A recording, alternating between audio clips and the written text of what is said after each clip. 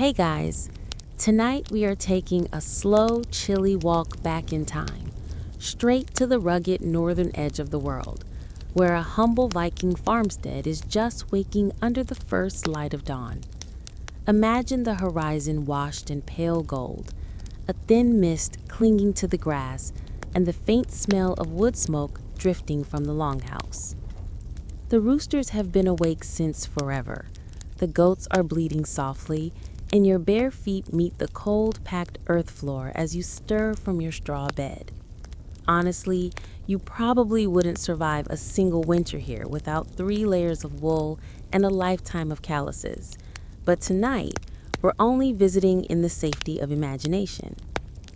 So before you get comfortable, take a moment to like the video and subscribe, but only if you genuinely enjoy what I do here. And hey, 20th September is my birthday. I'm hoping we can hit 5,000 subscribers by then. That would seriously make my day. Drop your location and local time in the comments too. I love seeing where in the world everyone's listening from. Now, dim the lights, maybe turn on a fan for that soft Akron hum, and let's ease into tonight's journey together. You shuffle toward the narrow doorway of the longhouse, ducking beneath the low beam, and the cold morning air bites at your face immediately. The sun barely peeks over the horizon, painting the frost-covered grass silver. A thin line of smoke rises from the roof vent, carrying the scent of last night's embers. The whole farmstead is still, except for the soft grunts of pigs and the distant caw of a raven perched on the wooden fence. Historians still argue whether the average Viking morning started in pure darkness or under a faint glimmer of dawn, depending on the season. Some even suggest winter mornings could stretch for hours before any real light appeared. Fringe theories imagine entire family routines choreographed in lamplight and fire glow, with the first shift of the day spent in near silence to conserve energy.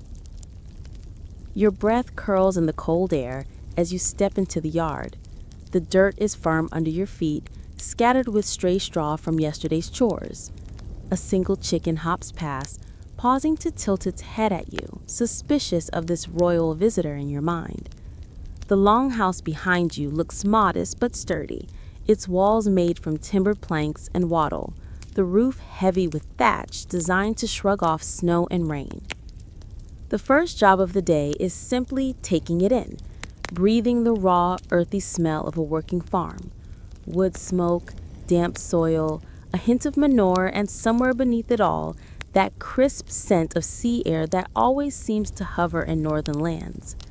You can almost feel the story of this place pressing against your senses. Quiet, steady, a life measured in sunrises, chores, and the endless turning of seasons. Fun fact, archaeologists have uncovered farmsteads in Scandinavia with longhouses that served triple duty, living space, barn, and workshop all under one roof. Imagine sleeping with your goats just the wall away, their warmth mixing with the heat from the central hearth. Historians still debate whether this was more for convenience or insulation. Fringe tidbits even suggest some farmers believed animal breath carried luck through the house at night. As the light spreads across the yard, the farmstead starts to stir. A cow lolls from its pen, the rooster crows again, and a thin curl of smoke promises that someone inside is already coaxing the fire back to life. Your shoulders relax, your mind slows, and the farm's rhythm seeps into you like the heat of a morning mug in your modern world. You stand quietly for a moment, watching the sky lighten, letting the world of the Viking farm unfold in sleepy detail. There's no rush here. The day will be long, full of small tasks, each one humble but essential. And for now, your role is simply to witness the beginning of it all, feeling the weight of time settle soft and slow on your shoulders. You rub your arms against the chill and step back inside the longhouse, the wooden door creaking softly on its primitive hinge. The air within is a little warmer, thick with the scent of last night's smoke and the earthy smell of straw. You blink as your eyes adjust to the dim interior. A central hearth, now only glowing embers, a low wooden beam ceiling, and the long, narrow space lined with benches and bedding. Your bed is a straw mattress stuffed in a wooden frame against the wall with a single wool blanket tossed aside. In truth, you woke up more from the cold creeping up your nose than any natural readiness.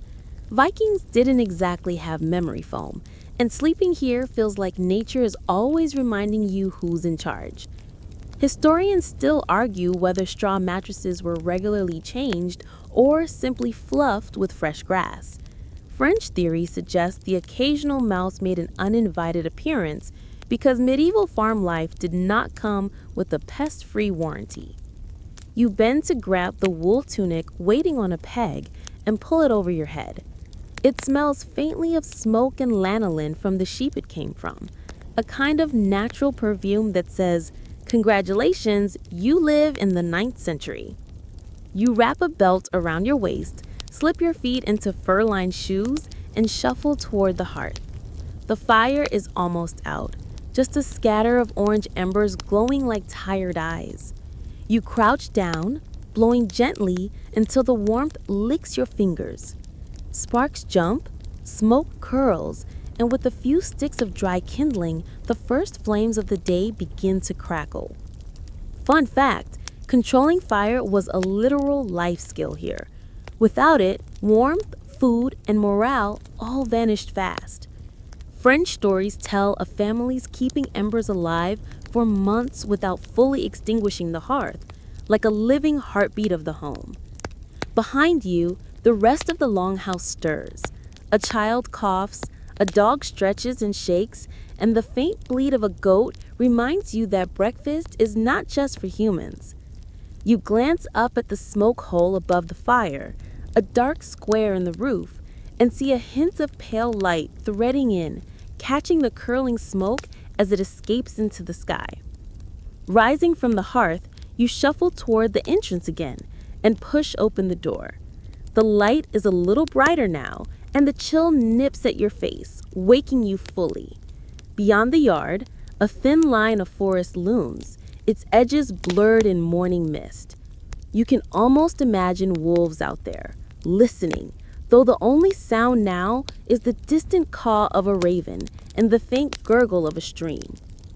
Standing in the doorway, you feel that mix of vulnerability and power that comes with early farm life.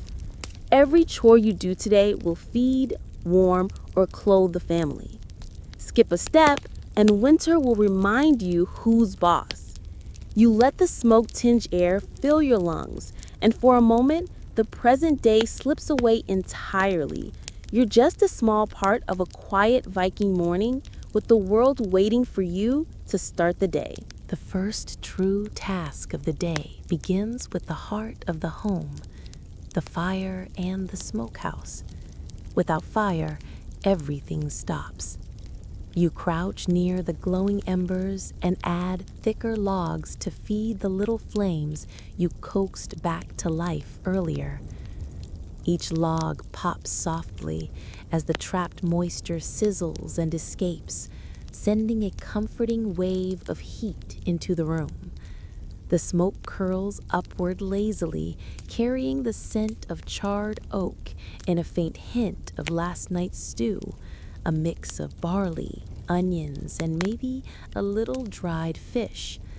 Your eyes sting slightly as the smoke drifts past before escaping through the roof vent. Historians still argue whether Viking longhouses were intentionally smoky to help preserve the thatch and drive away pests, or if that was just an unavoidable side effect of life with an indoor campfire. Fringe theories like to imagine that smoke doubled as a kind of medieval air freshener, though, honestly, it smells more like you slept in a barbecue pit. Next, you shuffle toward the small attached smokehouse, where strips of meat and fish dangle from wooden racks darkened by days of slow curing. The air inside is thick with the smell of hickory and salt, a sharp but oddly comforting aroma.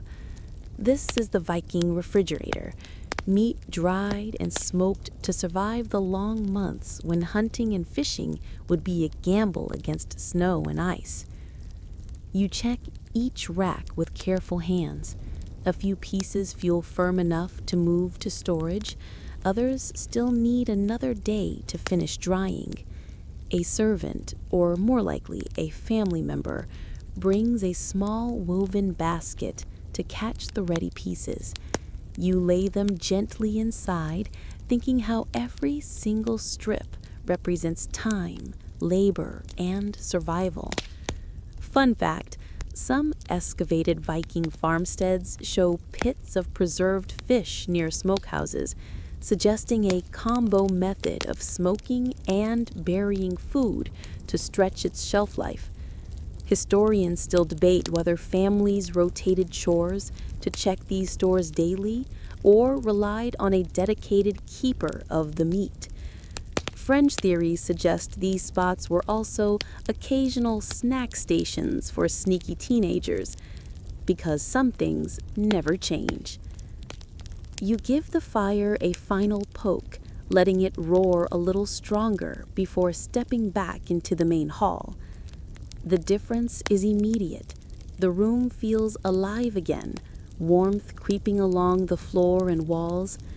Even the dog perks up, stretching in a lazy arch near the hearth, clearly understanding that breakfast time is inching closer. Outside, the pale sun has risen just high enough to touch the edges of the farmstead. The smoke escaping the roof drifts sideways, caught in a slow breeze that smells faintly of pine from the nearby forest. Standing there, you get the sense that these first tasks, reviving the fire, checking the smokehouse, aren't just chores. They are rituals, grounding you in the rhythm of life that makes survival possible. Each flicker of flame is a small, silent victory against the cold northern world beyond these timber walls. The first true task of the day begins with the heart of the home, the fire and the smokehouse. Without fire, everything stops. You crouch near the glowing embers and add thicker logs to feed the little flames you coaxed back to life earlier. Each log pops softly as the trapped moisture sizzles and escapes, sending a comforting wave of heat into the room. The smoke curls upward lazily, carrying the scent of charred oak and a faint hint of last night's stew, a mix of barley, onions, and maybe a little dried fish. Your eyes sting slightly as the smoke drifts past before escaping through the roof vent. Historians still argue whether Viking longhouses were intentionally smoky to help preserve the thatch and drive away pests, or if that was just an unavoidable side effect of life with an indoor campfire. Fringe theories like to imagine that smoke doubled as a kind of medieval air freshener, though honestly, it smells more like you slept in a barbecue pit. Next, you shuffle toward the small attached smokehouse where strips of meat and fish dangle from wooden racks darkened by days of slow curing. The air inside is thick with the smell of hickory and salt, a sharp but oddly comforting aroma. This is the Viking refrigerator, meat dried and smoked to survive the long months when hunting and fishing would be a gamble against snow and ice. You check each rack with careful hands. A few pieces feel firm enough to move to storage. Others still need another day to finish drying. A servant, or more likely a family member, brings a small woven basket to catch the ready pieces. You lay them gently inside, thinking how every single strip represents time, labor, and survival. Fun fact, Some excavated Viking farmsteads show pits of preserved fish near smokehouses, suggesting a combo method of smoking and burying food to stretch its shelf life. Historians still debate whether families rotated chores to check these stores daily or relied on the dedicated keeper of the meat. Fringe theories suggest these spots were also occasional snack stations for sneaky teenagers, because some things never change. You give the fire a final poke, letting it roar a little stronger before stepping back into the main hall. The difference is immediate. The room feels alive again, warmth creeping along the floor and walls. Even the dog perks up, stretching in a lazy arc near the hearth, clearly understanding that breakfast time is inching closer. Outside, the pale sun has risen just high enough to touch the edges of the farmstead. The smoke escaping the roof drifts sideways, caught in a slow breeze that smells faintly of pine from the nearby forest. Standing there, you get the sense that these first tasks, reviving the fire, checking the smokehouse, aren't just chores. They are rituals, grounding you in the rhythm of life that makes survival possible. Each flicker of flame is a small, silent victory against the cold northern world beyond these timber walls.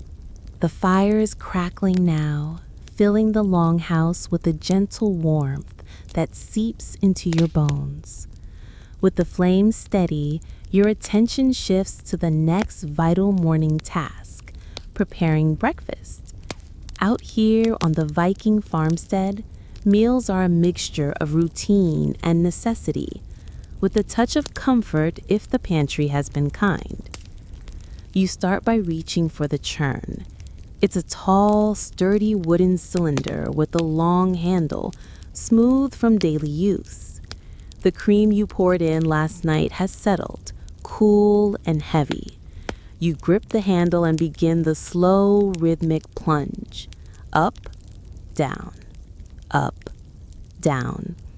Each motion makes a soft splash, the cream sloshing lazily as your arms find a rhythm that almost lulls you back to drowsiness.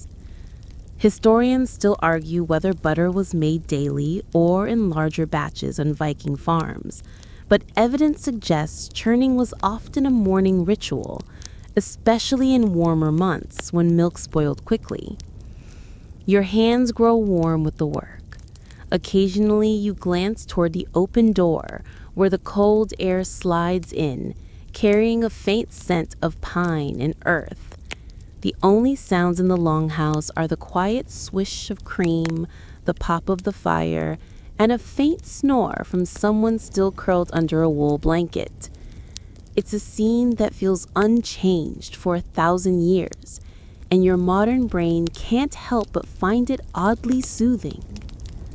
Finally, the butter begins to form, a thick golden lump separating from the thin buttermilk. You scoop it out into a wooden bowl, pressing it with a paddle to shape it. The buttermilk is poured into a clay jug. Nothing goes to waste here. Fun fact, buttermilk was often used for cooking or drinking, slightly sour but full of energy.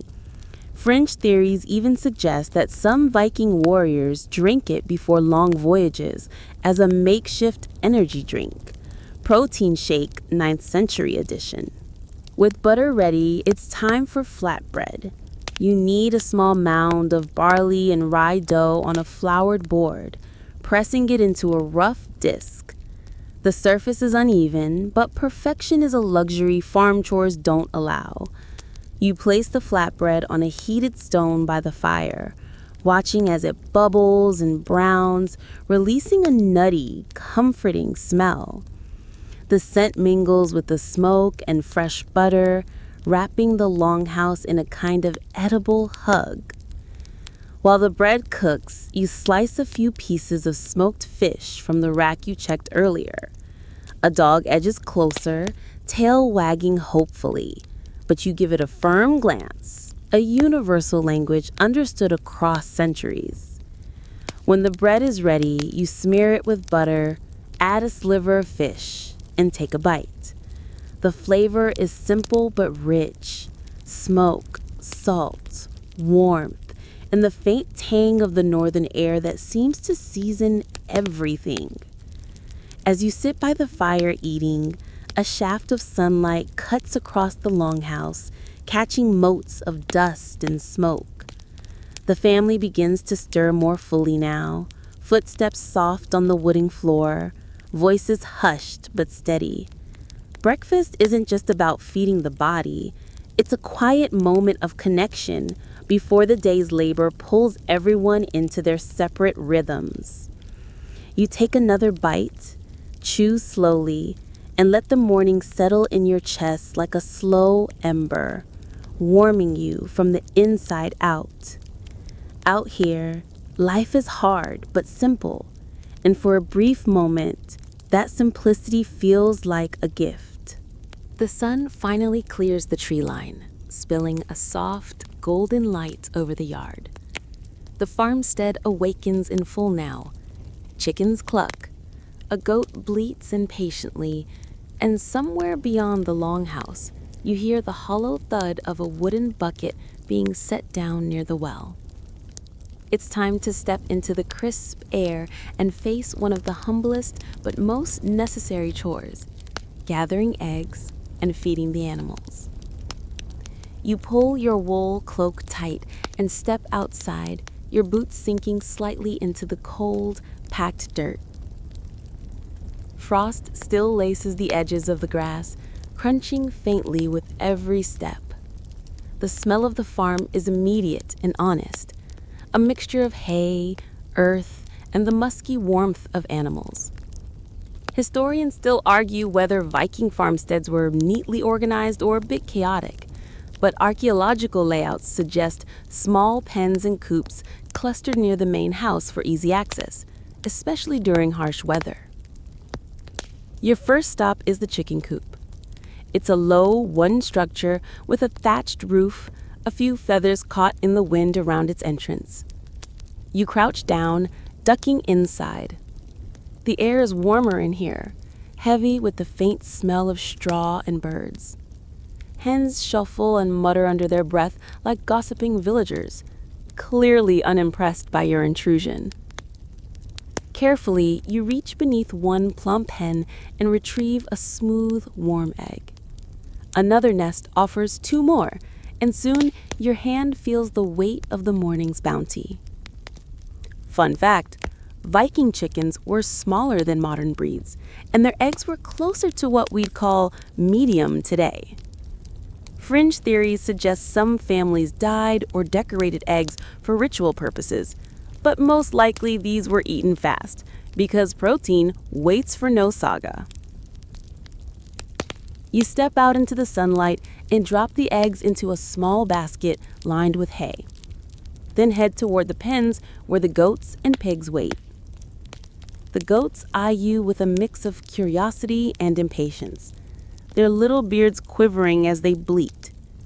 You scatter a scoop of grain, and they descend on it with single-minded focus. One particularly bold goat nudges your leg as if to remind you that breakfast is a sacred ritual for all creatures here. Next are the pigs, chunky, snorting, and far less dignified than the goats. You toss scraps and grain into their trough, and the pen erupts in a chorus of happy grunts.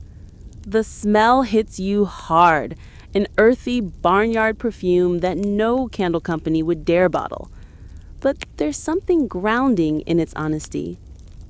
These canimals are survival incarnate, walking larders and future meals in a world where every resource counts. As you finish the rounds, you pause to watch the small life of the farm in motion. Chickens peck at the dirt, the dog trots by with a stick, and steam rises gently from the animals' backs in the cold morning air. Historians still debate how emotionally attached Viking families were to their livestock, whether these were beloved companions or mostly seen as tools for survival. Fringe tidbits suggest children sometimes named favorite animals, though winter could turn those names into memories very quickly. You feel the rhythm of the day settling in. The chores are simple but essential, each action tying you to the cycles of nature and the heartbeat of the farm. The eggs in your basket feel warm against the cold air, a small promise that the family will eat well today. The sun climbs higher, and for a moment you stand still, watching a hen scratch the dirt with stubborn determination. There's a quiet beauty in these tiny labors. Life here is hard, yes, but also whole, stitched together by routines as steady as the northern tides. The soft clucking of the chickens fades behind you as you cross the yard toward the small goat shelter. Your hands are still warm from the eggs in the basket, but the morning air quickly reminds you that warmth is something you earn, not keep. The bleating grows louder, and a particularly bold goat sticks its head over the fence, ears twitching as if to say, "Well, you're late." Milking time is a delicate art in this Viking farmstead. The goats are not shy, but they are opinionated, and they expect the right balance of firmness and gentleness. You step inside the low pen, where the ground is soft with old hay and the faintly sweet smell of animals clings to the air. A wooden stool waits by the corner, and next to it, the clay pail that will hold the morning milk. You pick your first goat, a calm one with a pale coat and a single black stripe down its back. With a little coaxing and a strategically placed handful of grain, you settle on the stool. Your hands are cold at first, and the goat flicks its ear in annoyance. Slowly, carefully, you begin to milk. The rhythm comes with practice: squeeze, release, squeeze, release. A soft patter of warm milk hits the bottom of the pail, echoing quietly in the morning air. Historians still argue whether goats or cows were the primary milk source on smaller Viking farms. Evidence leans toward goats because they were hardier in the cold, but some farmsteads show small cow herds as well. French theories imagine that goat milk was favored for its richer taste, while cow milk was mostly for butter production, though either way, you drank what you could get. The goat shifts its weight, and for a moment you brace yourself to keep the pail steady. It's an odd grounding task, half patience, half negotiation. Your fingers start to warm, the rhythm settles in, and the pail slowly fills with creamy white milk. A curious chicken wanders into the pen, pecking at a stray piece of hay, and the farm dog lounges just outside the fence, watching you with that half-amused, half-judgmental expression dogs have perfected across centuries. Fun fact, Viking milk wasn't pasteurized, of course, and it would sour quickly. Families often turned it into cheese or clabber, a kind of thick, tangy milk product to make it last. Fringe tidbits even suggest some people considered slightly sour milk healthier, claiming it kept the belly strong, though modern science would raise an eyebrow at that folk wisdom. By the time the pail is half full, the goat seems content, crunching its grain without concern for your labor. You switch to the next goat, whose personality is a little less forgiving. It snorts, flicks its tail, and makes you earn every drop. You can almost feel the farmstead's pulse through these small interactions. Life here is a long chain of negotiations with animals, tools, and the weather. When the milking is done, you carry the pail carefully back toward the longhouse, your arms tense from not wanting to spill a drop. The milk steams faintly in the cold air, and you can almost taste the future butter and cheese it will become. As you step back into the warmth of the longhouse, the fire greets you with a low, welcoming crackle. Someone is already whisking the fresh milk into a wooden cup for breakfast. The dog trots in behind you, shakes once, and settles by the fire, clearly satisfied that the morning is under control. Outside, the sun has climbed a little higher, lighting the farmstead with a soft, golden glow. The first half of morning chores is nearly done, but the day's rhythm hasn't slowed. It just moves from one humble task to the next, stitching survival together one careful thread at a time. With the goats fed and milked and the animals content for the moment, you feel the farmstead take a quiet breath. But the day has no pauses here. Not if the longhouse fire is to keep burning and meals are to keep cooking.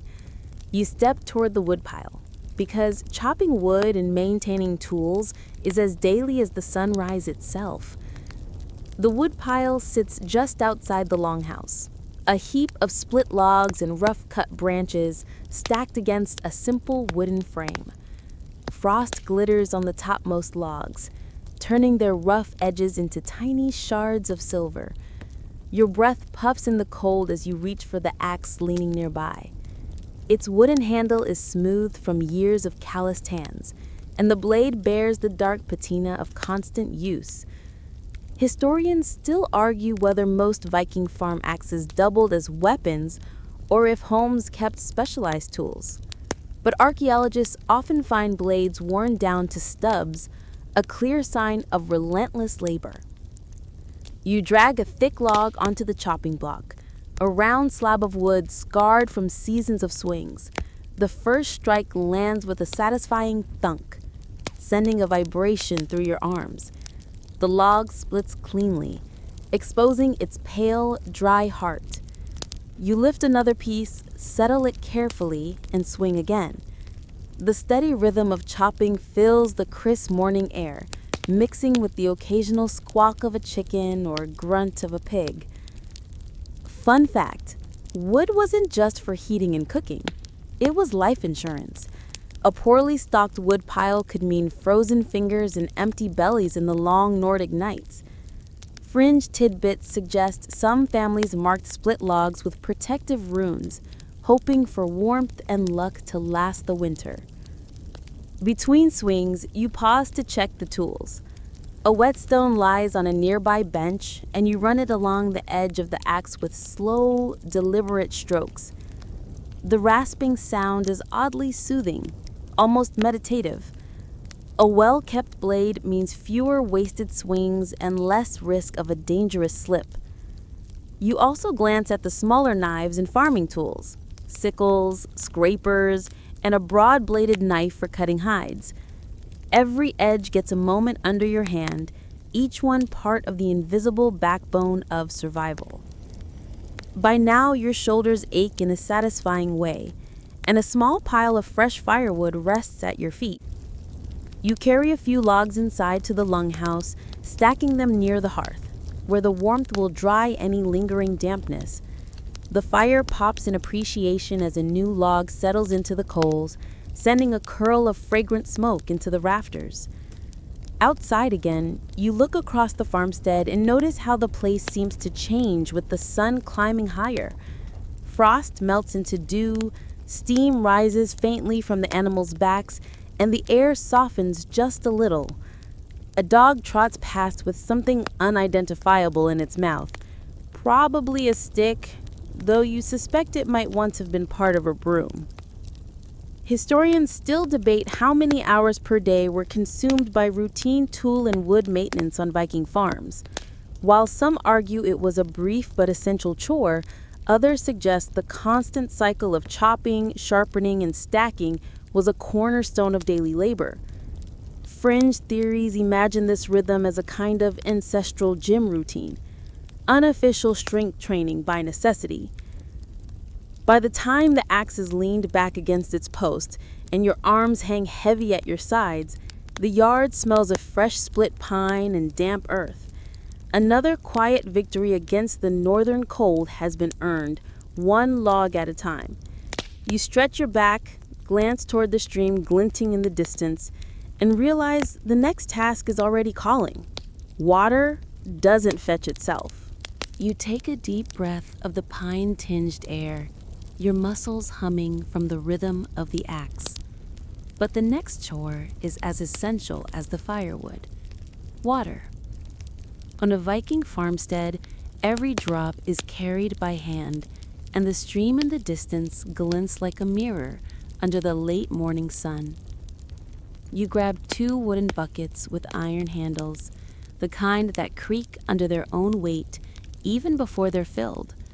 Their staves are smooth, water-stained from years of use, and they swing slightly as you walk toward the path that leads to the stream.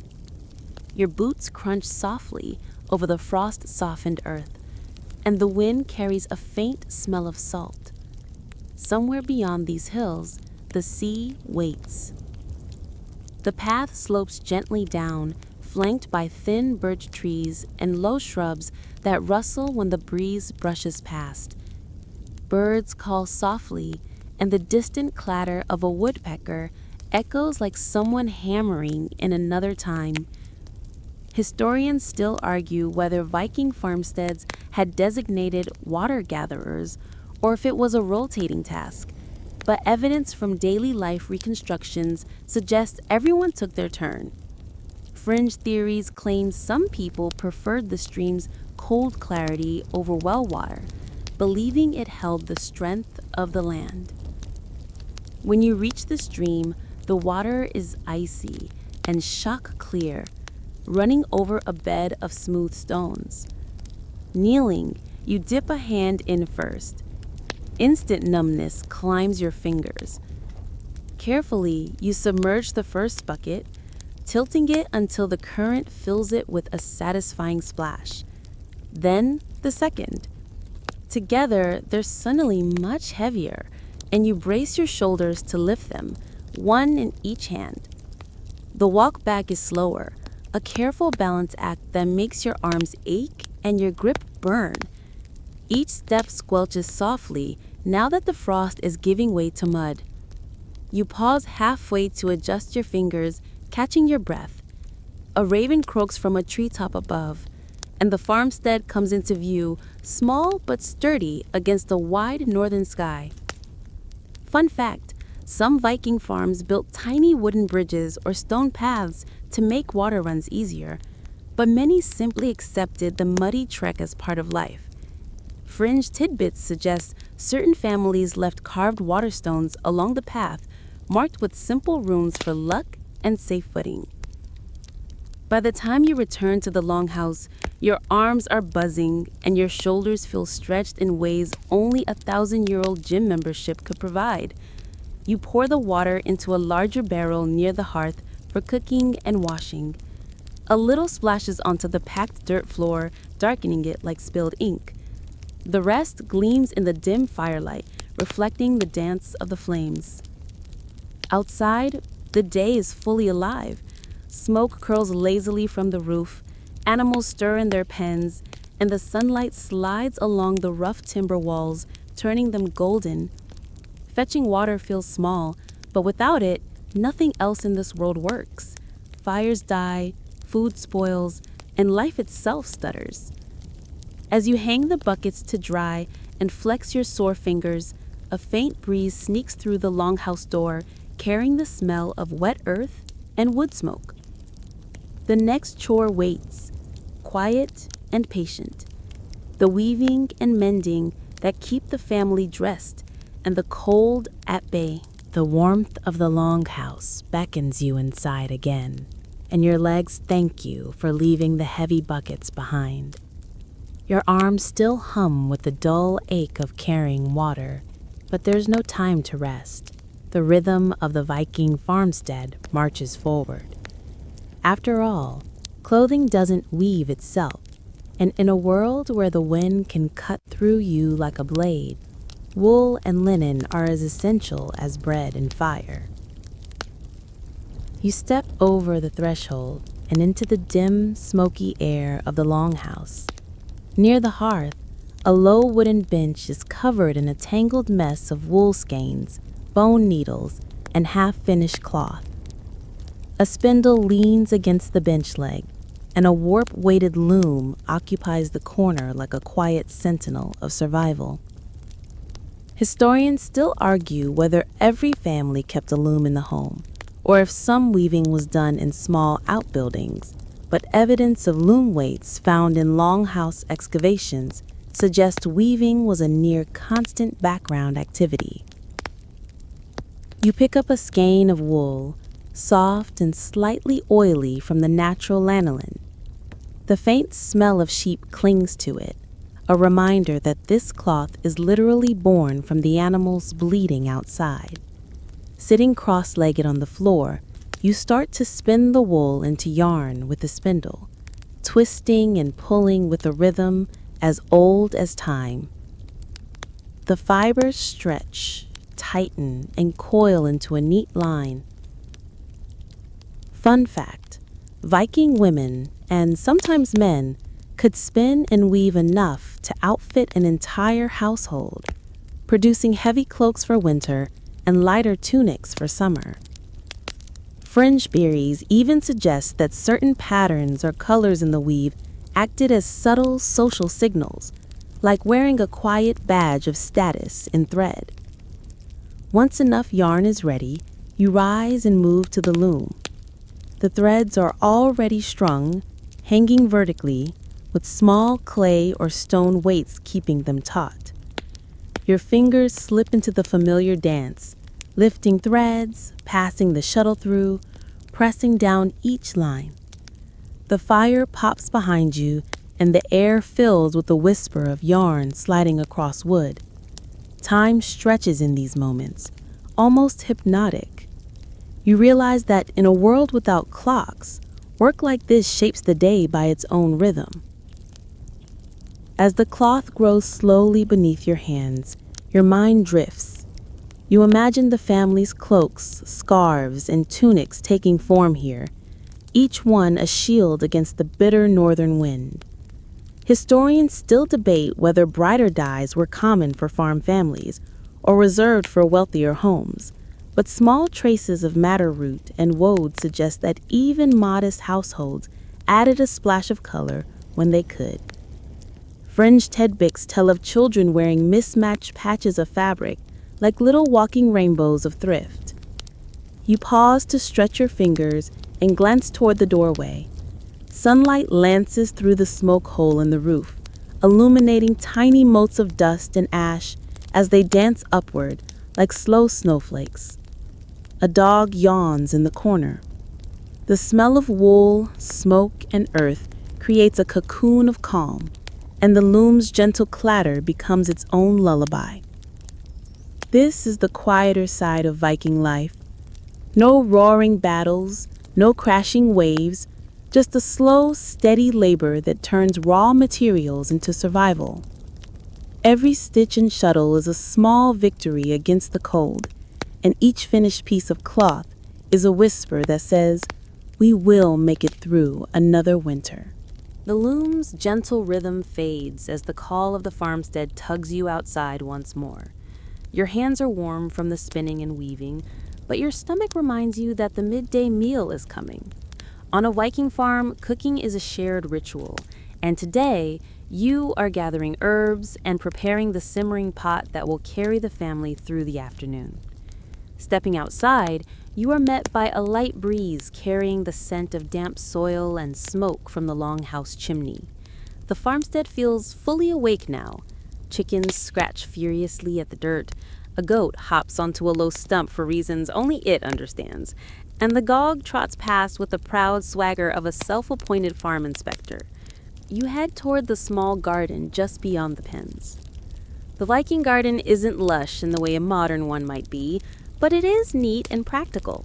Low rows of hardy vegetables, leeks, onions, cabbage, push up from the dark soil, and a patch of herbs lines the edge. Dill, angelica, maybe a little thyme. Historians still argue how diverse the average farmstead garden was, but evidence from pollen studies and preserved seeds suggests a mix of culinary and medicinal plants. Fringe theories even propose that some farms planted protective herbs around the home to ward off spirits or bad luck. You crouch to snip a handful of leeks, the green stalks bending under your fingers. The smell is sharp, clean, and faintly sweet. A few sprigs of dill follow, and you tug a stubborn onion from the earth, its capery skin coated with dark, sticky soil. You wipe your hands on your tunic and carry the bundle back toward the longhouse. Inside, the fire is still steady, flames licking at the bottom of the iron cauldron that hangs over the hearth. You drop the herbs onto a small wooden board and begin chopping with a broad, slightly curved knife. The thump of blade against wood mingles with the crackle of fire and the occasional pop from the bubbling pot. A simple stew simmers there already. Yesterday's barley, a few scraps of smoked fish, and some root vegetables. You add the herbs and leeks, watching the color sink into the pale broth. Fun fact, Viking stews were often perpetual, meaning a pot might never be fully emptied. Instead, new ingredients were constantly added, creating a living, ever-changing broth. Fringe tidbits suggest that some families believed the flavor carried the memory of past meals, like a culinary diary bubbling on the fire. As the scent rises, earthy, herbal, and comforting, you grab a long wooden spoon and stir, careful not to splash. Steam coats your face in warmth, a soft contrast to the cool draft sneaking through the gaps in the timber walls. The family drifts closer, drawn by the smell, and the dog hovers just out of reach, tail wagging in silent hope. You ladle a small sample into a horn cup and take a sip. The broth is simple but rich, carrying the taste of barley and smoked fish with a sharp lift from the dill. This is not a feast. It is survival, dressed in warmth, a humble reminder that comfort often comes in small, steaming doses. Historians still debate how much meat was in the daily Viking diet. While elite warriors and chieftains likely enjoyed frequent feasts, the farm life leaned heavily on grains, vegetables, and preserved fish, with meat as a prize for special days or hard winters. Still, the smell of your stew feels like a reward all its own. By the time the pot is fully flavored and bowls are handed out, the longhouse hums with quiet contentment. The firelight flickers on faces, spoons clink softly, and a slow warmth fills your belly as you sit back, letting the morning's labors settle into your bones. Outside, the northern wind ruffles the thatch, but here, in the circle of firelight and stew, the farmstead feels untouchable for a moment. With the midday meal settled, you let the warmth of the hearth linger on your skin as you step back outside. The farmstead buzzes with quiet energy. The animals graze. The smoke from the kitchen drifts lazily upward, and a distant crow calls as if marking time. Now, it's time for one of the more physically demanding, yet surprisingly communal tasks: repairing fences and maintaining the boundaries that protect the farm. The wooden fences are rough, patched together from split logs and saplings, held in place by twisted ropes or wooden pegs. You survey the line, noting a few broken stakes and sagging rails where winter's cold and the wind have taken their toll. Historians still debate the primary purpose of these fences. Some argue they were more symbolic boundaries, marking family land, while others see them as practical defenses against wandering livestock and wild animals. Fringe theories suggest that some fences were deliberately low or porous to allow certain creatures, like cats or friendly dogs, to move freely. You grab a hammer with a worn handle and some fresh stakes bundled nearby. The sun is warm on your back now, and the scent of pine and earth blends into the crisp air. Hammering the stakes feels satisfying, each solid thunk a small affirmation of order in a wild landscape. You weave ropes carefully to tighten the rails, muscles flexing as you work. Fun fact, Viking fences weren't just wood. Sometimes thorny bushes or hedges were planted alongside to create natural barriers. Fringe tidbits even suggest that some families hung charms or carved runes on fence posts for protection, blending practical needs with spiritual beliefs. A dog wanders near, sniffing at your feet, while chickens scatter clumsily away from your path. The rhythm of repair is steady, meditative even, and you find your mind wandering to the quiet evenings when the whole family might gather near the fence to share stories or watch the stars.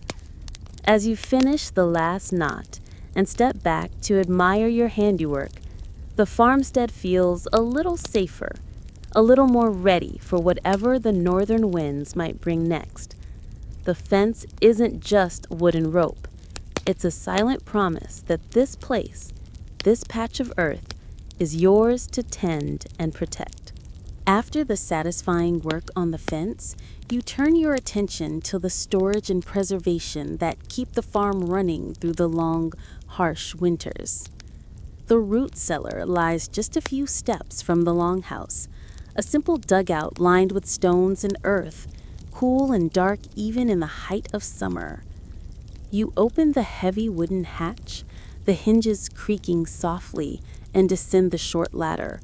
The cool, damp air wraps around you like a blanket, smelling faintly of earth and stored food. Here, potatoes, turnips, cabbages, and salted fish rest in silence, their quiet presence a promise that the family will eat long after the fields have frozen solid. Historians still argue how early root cellars became common in Viking households, but evidence shows they were essential for food security. Fringe theories suggest that some cellars had small charms or symbols carved into the walls, meant to keep spoilage and bad luck at bay. You check each basket and barrel carefully, replacing any damaged produce and making notes in your mind about what will need to be replenished after the next harvest. The salted fish, hung from wooden racks, emits a strong but familiar smell, part survival, part tradition. You handle a few pieces with care, knowing that this preserved protein has saved many a family from famine. Fun fact: salt was a precious commodity in the Viking Age, often traded over long distances. Fringe tidbits propose that some Viking traders hid salt in secret compartments in their ships to keep it safe, almost like a medieval pirate treasure. You climb back into the sunlight, blinking as your eyes adjust from the dark coolness to the bright day. The farmstead looks peaceful, but beneath that calm surface, the work of survival pulses steadily. Preservation is invisible labor, but its importance can't be overstated. It's the difference between plenty and want. Back near the longhouse, you place a basket of fresh herbs on a wooden table and glance toward the animals, who are settling down for a midday rest. The smell of earth and wood smoke mingle in the air, and for a moment you breathe deeply, letting the quiet soak in. Historians still debate whether Viking root cellars doubled as meeting spaces or were strictly utilitarian. But either way, this hidden chamber is a linchpin in the farm's life cycle, a cool, dark heart beating beneath the warm wood above. The afternoon sun leans low now, casting long shadows across the farmstead. With the root cellar secured, you turn your focus to the small herd of sheep grazing in a nearby pasture. Sheep are vital, not just for meat, but for wool, one of the farm's most precious resources. You grab a wooden staff, the smooth, worn handle cool beneath your fingers, and make your way toward the fence. The chill in the air grows sharper as the sun dips behind the distant hills, signaling that the day's labor is beginning to wane. But before the farmstead settles into evening calm, there's one more vital task to complete: tending to the evening fire and preparing the longhouse for night. You step inside, the familiar scent of wood smoke and earth wrapping around you like a worn blanket.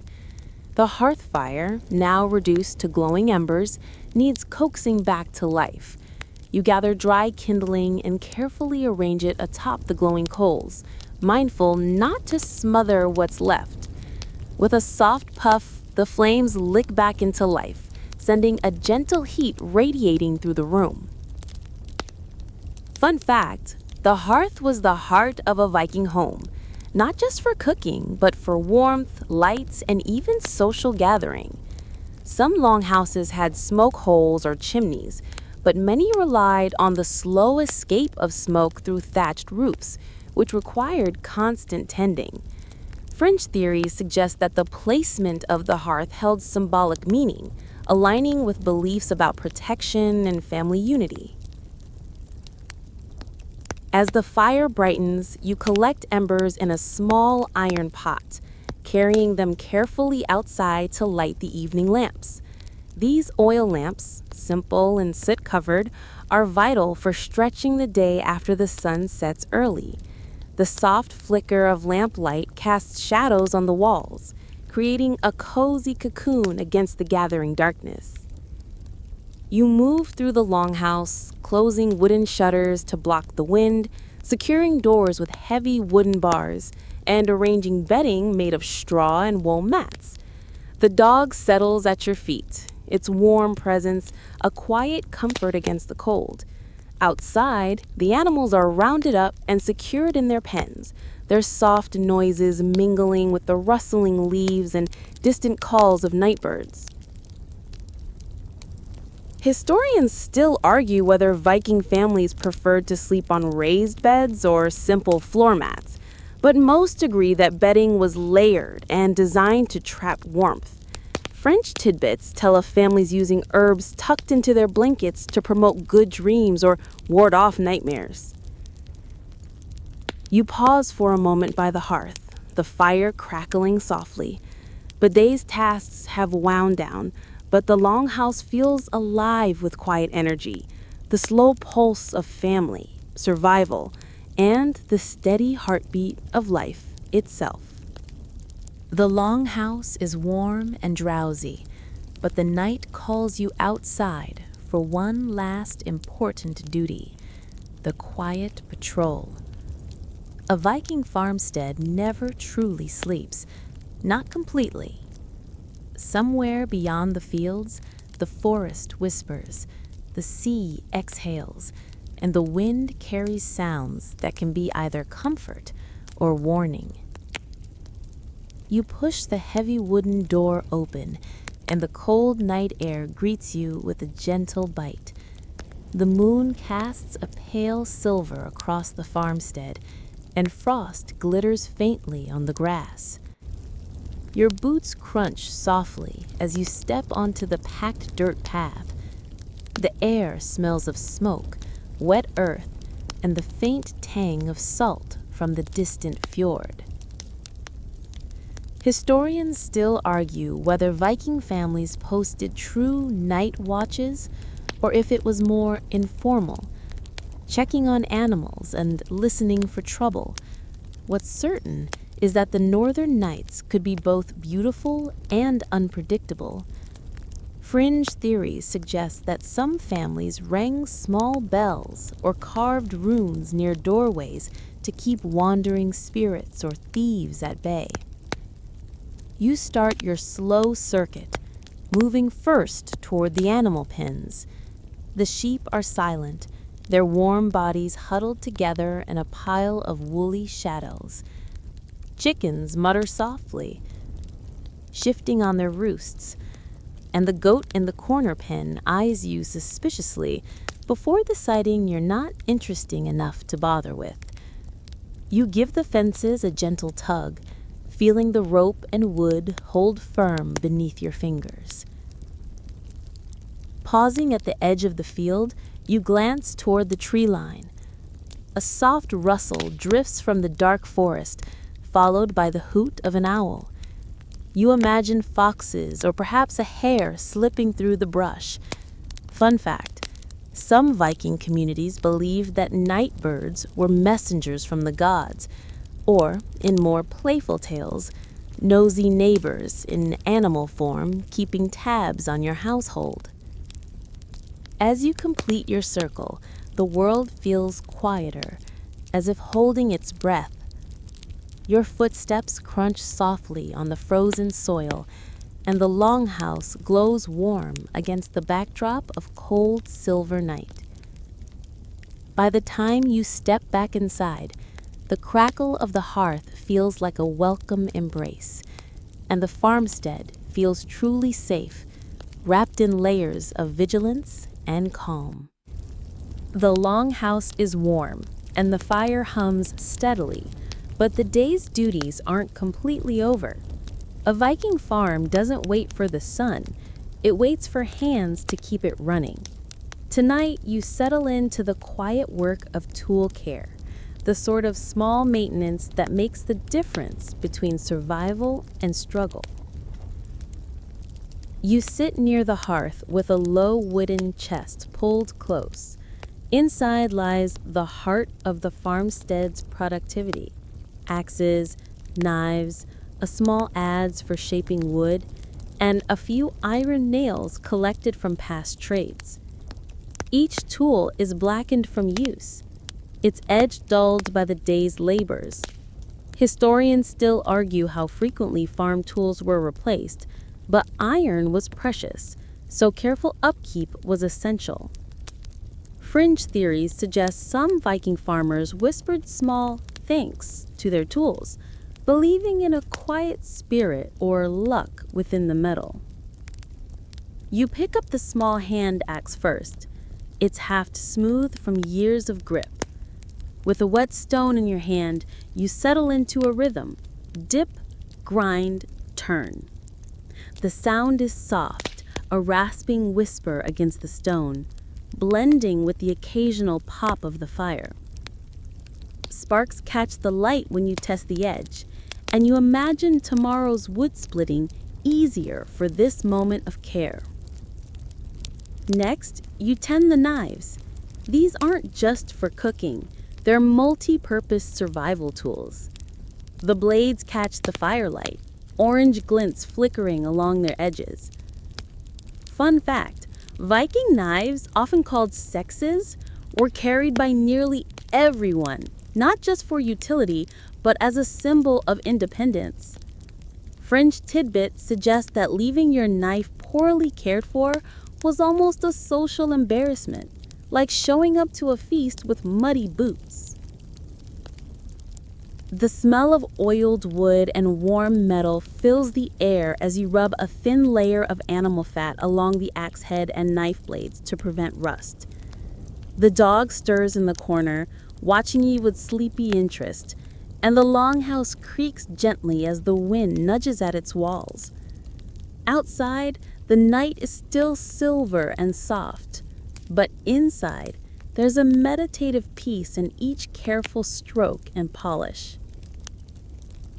By the time you close the chest again, the tools gleam faintly in the firelight, ready for another cycle of chores. Your arms are a little sore, but in that satisfying way that comes from work well done. The longhouse feels calmer now, like it's exhaling with you, the heartbeat of the farm slowing into the rhythm of night. The tools are tucked safely away, but the night isn't done sharing its quiet rituals. Before the household fully drifts into rest, you step outside once more to check on the animals. Evening visits to the pens are as much about peace of mind as practicality, a last soft connection to the creatures that carry the farm through each season. The air greets you with that crisp northern sharpness, the kind that nips gently at your nose and ears. The farmstead lies in silver silence, the moon laying a soft sheen over the rooftops and fences. Your boots crunch softly on the frost-kissed ground as you walk toward the animal pens, guided by the muted sounds of life. The sheep are huddled together like a shaggy hillock, their breaths rising in small clouds. One lifts its head, blinking slowly at you, then settles back into woolly warmth. The goats shuffle and snort softly, always just restless enough to notice your visit. You reach through the fence to scratch the top of a curious goat's head, feeling the coarse hair and the slight bump of its horn under your palm. Historians still debate whether farm animals were ever brought fully inside the longhouse during the harshest winters or only sheltered in adjoining byres. Fringe theories suggest that some households treated specific animals, like a favorite goat or ox, as family protectors, giving them names and occasional special treatment. You sprinkle a small handful of grain for the chickens, who respond with a sleepy rustle and a few half-hearted pecks. The dog, ever alert, trots alongside you, pausing to sniff the corners of the fence and watch the shadowy edges of the field. Fun fact, farm dogs in Viking times were more than companions. They were herders, guards, and sometimes even status symbols, with some buried alongside their owners. Fringe tidbits claim that certain farms believed their dogs could sense spirits or warn of ill fortune. You linger a moment, letting the soft animal noises mingle with the faint sigh of the wind. The night here has a heartbeat, slow, steady, and grounding. The animals, the earth, and the sky seem to hum in unison, as if acknowledging your care. When you finally step back toward the longhouse, the pens feel secure, the animals content, and the farmstead wrapped in the kind of calm that only comes from a day's work fully met. The moon follows you, a quiet lantern above, guiding you back to the soft glow of the hearth. The night has wrapped itself fully around the farmstead, and the longhouse glows like a lantern in the vast dark. You step inside, feeling the warmth embrace you, the crackle of the hearth greeting you like an old friend. The dog circles once and settles near your feet, and the family gathers instinctively around the fire. This is the moment of stories, the soul of Viking evenings. The longhouse interior feels alive in its own quiet way. Shadows dance across the timber beams as the fire flickers, illuminating the rough-hewn furniture and the bundles of herbs hanging from the rafters. A child leans against a parent's shoulder, eyelids heavy, while another fiddles absent-mindedly with a carved wooden toy. You lean in, letting the rhythm of the night settle as the first story begins.